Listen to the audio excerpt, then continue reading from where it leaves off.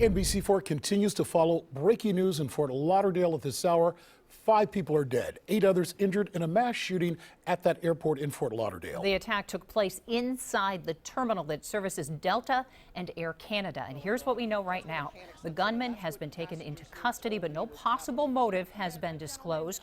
He has been identified as Esteban Santiago. Officials say that he was carrying a military ID, but it's still unclear whether it was his.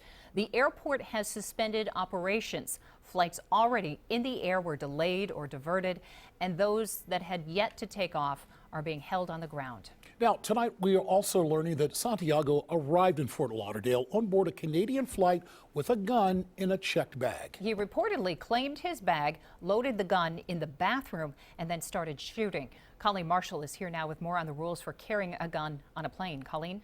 Well, you know, it's not as difficult as you might think, and it's not even illegal. In fact, the TSA will give you instructions on how to do it.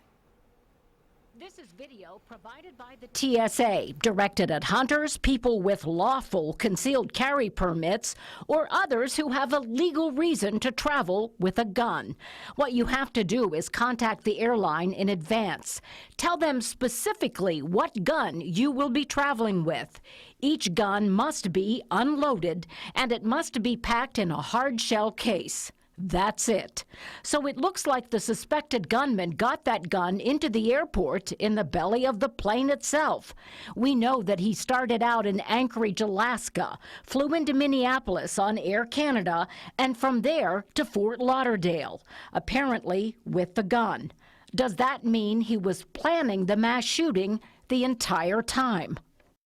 Now, we've also learned that there were no reports that he was behaving strangely on either of his earlier flights, so passengers had no way that they were flying with a man who was about to commit mass murder. The airline had no way to know what he intended to do with the gun.